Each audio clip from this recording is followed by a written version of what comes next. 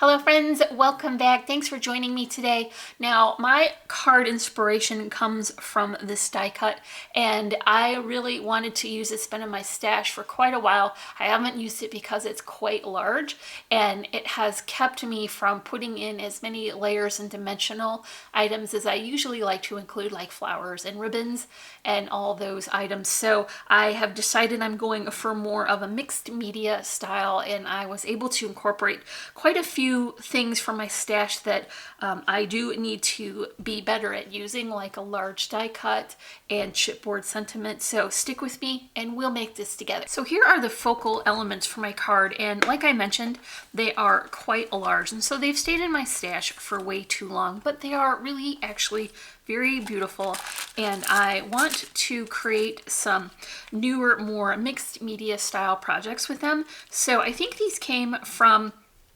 K & Company. I've had them for quite a while, and I just keep them stored in this little photo box. I got these from Hobby Lobby, and they're just the 4x6 photo cases. These are really great for storing your ephemera or die cuts or any of those little things that you want to keep organized, and it helps to have a way to flip through them. When you open the lid, you can choose the one you want and then close it right back up, so you don't have to pull them out of a bag or out of a drawer or anything. That works really well.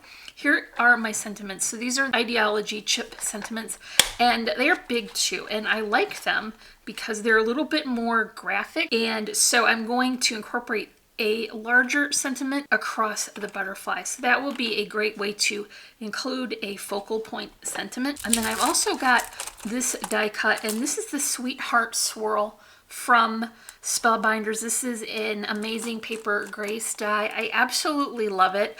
Another larger element, and so I have not used it to its best potential because I do like to have layers and I like to put spacers between. So for me, I really need this to be on a flat surface so that the very fragile, intricate parts don't become damaged. So what I'm going to do is create my base, and then I'm going to keep all of the layers on the base flat without spacers so that that will protect those fragile pieces. Here's my card base now. This is just a regular 5x6.5, and I put the coordinating paper inside. I'm gonna pick the gray cardstock today because it kind of works as a really nice neutral with blue, and that is the main color on my collection. So this is the Blue Stars collection from Stamperia. I picked this up from the Funkie Junkie boutique, and actually I'm not sure if it's a Christmas collection or not, but it does have some stars and pine cones on some of them, so I believe it is a Christmas collection. But what I really wanted to do was pull out the different tones of that blue and use it with some texture. So I took my distressing tool and kind of roughed up all the edges. So that will give me a little dimension and keep the paper pattern separate, but I'm not using the cardstock border throughout like I normally would because I do want to keep that larger die cut more flat. So I just pulled out the patterns that I thought I could use alternately. So I've got a lighter color in the back with a larger pattern, and then I'm going to switch out to this more compact pattern. It's beautiful stars, and I went ahead and used that distress tool for all these layers again so that I would have a lot of texture built in. That adds a lot of detail without adding a huge amount of dimension. I'm just working from the side here because that helps me to keep these layers more straight. And then I've got one more element here. It has some typography on it, and so I want to keep that going in the right direction. Not that much of it will show, but it does make sense to at least try. So this is going to be my base layers, and what I want to do is add that doily now. And so this is that Sweetheart Swirl. Like I mentioned, it's quite a large background doily, and it does have a nice area in the back to add the adhesive tape, so I don't have to pull out my glue gun for this portion. Here is that beautiful doily, and I cut a couple of strips here. These are from the June die of the month from Amazing Paper Grace. These are great dovetail banners, and they have a double tail, so that's kind of different from other banner shapes that I've had where you just get that notch on one side. I got a couple of different ones here, and then they're both typography, but I mixed up the background again so that it does have a detail. I'm just gonna lower this one slightly so that it adds a little bit of extra filler for that background. Here's another textural element. I don't know how easy that is to see, but this is a mesh and like a netting with a little bit of gold sparkle in it, and that's going to cover a fair bit of that background. You see it's cut to about the width and height of that blue layer, so it's going to show really well when I have all of my additional layerings added, and it's really adding a great texture and sparkle. I will put this piece on with a little bit of hot glue. No judging my hot glue gun, it is a mess, but it works really well. I'm just gonna lay that in there. I've only added the adhesive to the very center because the additional pieces that I'm adding will help to tack that down. So I've got another layer that's going to be fibers, and this is a sisal. This is one of those things in my stash that I don't get out as often as I need to. I really do love it. It adds a great amount of detail and movement to your cards, but it does tend to get away from you pretty easily. So I found the best way is just to hold it in the center and kind of tuck those pieces around as you go so that you don't have a lot of unruly pieces sticking out. You can always go back and clip those. It's not a problem, but just condense this a little bit if you can so that you'll have more of it to stick in that hot glue. Someone mentioned in my previous video that they did not know how I am putting my fingers in hot glue, and honestly I don't know either. I don't think I would do it if it hurt that much, so I must be immune to it at this point. So now what I'm going to do is make sure that all of those tails are kind of confined underneath these additional layers, and you just kind of squish them down and they'll stay in place temporarily while you add the next section so that you can really adhere them well with the additional elements. This is one of those things from my stash that seems to grow. Every time I pull some of that sisal out, it just keeps getting bigger. So it must be multiplying when I'm not looking. All right, here's some shiny bits, and they're just some leaf foliage that I cut with a mirror cardstock, and there's not a whole lot of this showing, but it really does add a lot. I want to tuck this in between these layers, and while I am going to cover those ends, it's okay to use more of that hot glue. You want to make sure to get that stuck all the way down to the background and not just glued to that sisal, because you want it to be very permanent. Because our focal image is so large, we're not going to have a whole lot of room for flowers and trims, so we're going to have to make all of our details basically flat and just layered accents. So here's the top piece, and this is going to look like one continuous swirl underneath of the butterfly image when we get to that point. So here's a little die cut. This is the Bow Bunny Darling Doily, and I picked this color. It's the background of that larger blue layer. I normally wouldn't cut a doily from pattern paper, but this is a nice size scale pattern, so it doesn't bother me that parts of the stars are getting chopped off. And then I'm just gonna add this here.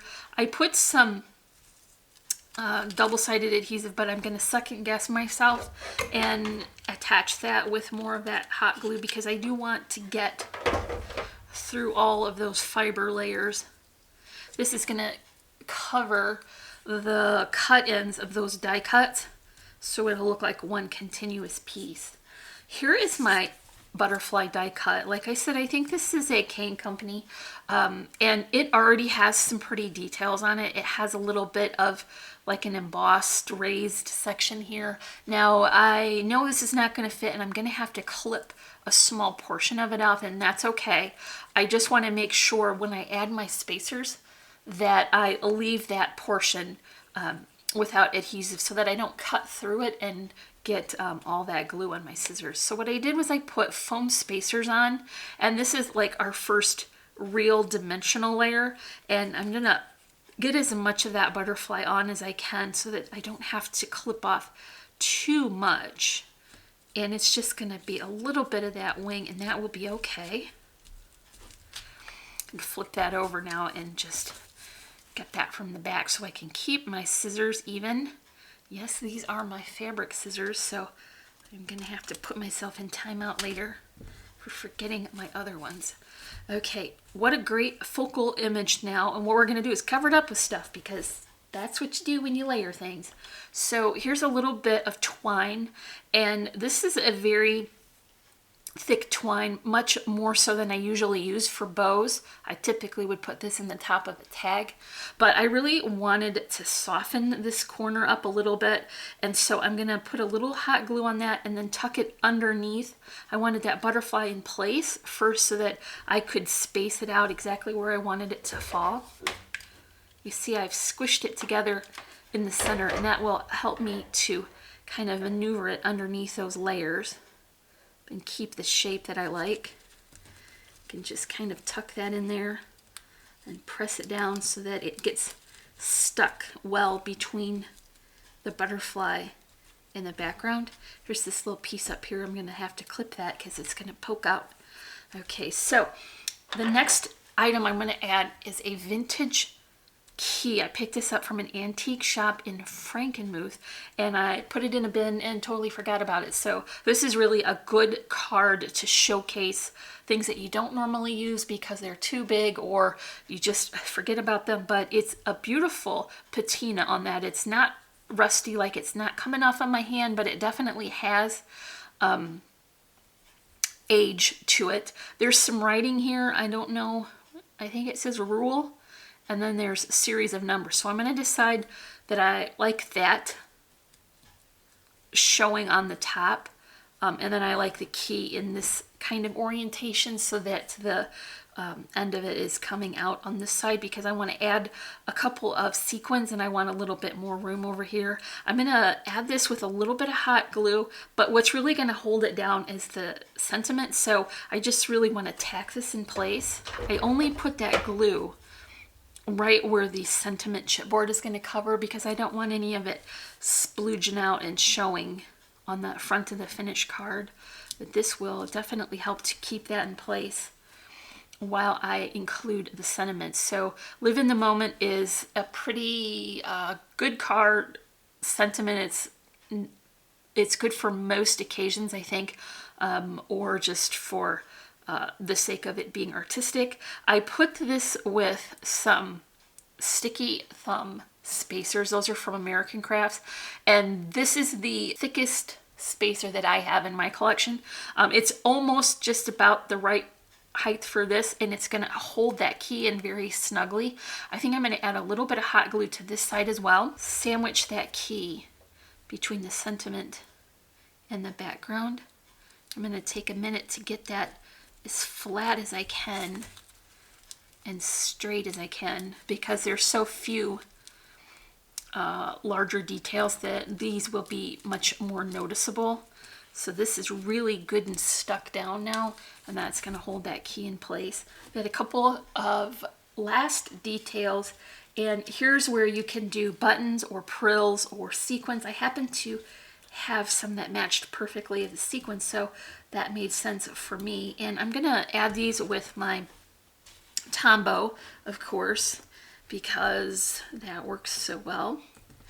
Now that is going to be all for this project. If you want to check out some of these elements that I've added, I'm going to add links in the description below so you can find that twine at really reasonable ribbon and the die cut from Spellbinders. That's an amazing paper grace die. Paper collection is from Funkie Junkie Boutique. I'm not sure if they still have that in stock, but this is a beautiful brand of more artistic kind of papers, and they work great for this type of card because it's very whimsical and has a lot of typography, and that is great for die cutting. So here's 3 sequins on top. I'm going to add 2 to the bottom, and that will kind of create a movement or a flow on the top of the card. You could easily put prills underneath the layers too if you like those. But I hope that I've inspired you to check out some of your lesser used items. For whatever reason, they kind of stay in your stash if they're too big or too bulky, or for whatever reason. I hope that you will get them out and make something beautiful with them. If you enjoyed this project, make sure you give me a like and leave me a comment. And if you're not already, I would love for you to subscribe. As always, I'm wishing you a happy and productive day, and I thank you so much for watching. Bye.